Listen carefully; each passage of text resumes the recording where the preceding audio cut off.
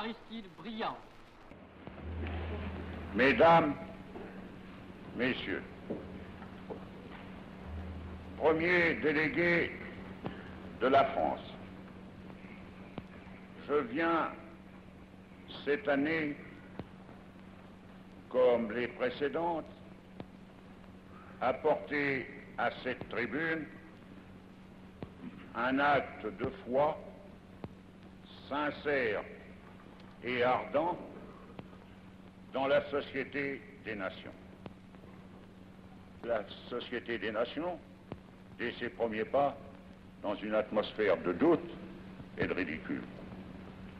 Elle s'est constituée. Elle a marché. Elle a travaillé. Elle a rendu des services. Elle a donné confiance. Et aujourd'hui, malgré tout, elle a poussé dans la conscience des peuples des racines trop profondes pour que quelques coups de vent sur le haut de ces frondaisons puissent les branler dans ses fondements.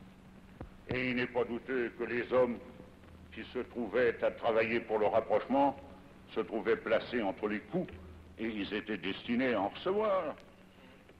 J'en ai reçu quelques-uns. Par le mauvais temps, je les ressens de temps en temps, comme une sorte de rhumatisme qui se réveille. Il leur suffira dans ce moment-là de prononcer la forte parole indispensable et complémentaire à tout ce qui a été fait dans l'ordre de la sécurité et de l'assistance mutuelle. Il leur suffira de dire solennellement et fortement: plus de guerre. Nous n'acceptons pas que dans aucun cas, pour aucune cause, dans aucune circonstance, la guerre que nous avons clouée au pilori comme un crime puisse se réveiller contre les peuples. Et nous sommes tout prêts à établir les contacts et les conditions de sécurité réciproque qui le rendront impossible.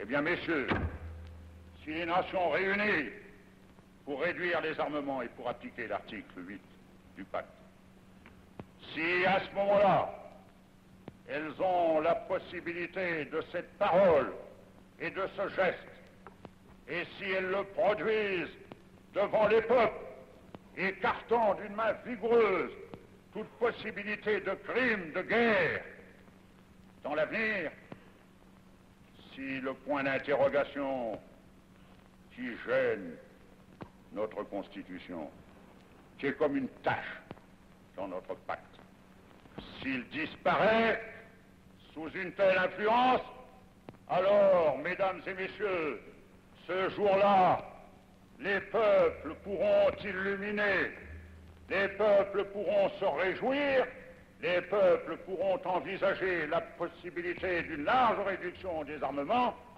car la situation sera nette, elle sera éclaircie, elle ne sera plus hypothéquée par l'effroyable risque de guerre qui pèse sur les nations et qui est encore, dans la crise actuelle, une des causes profondes de sa réalité. Aristide Briand, en 1929, déjà l'inquiétude commençait à percer.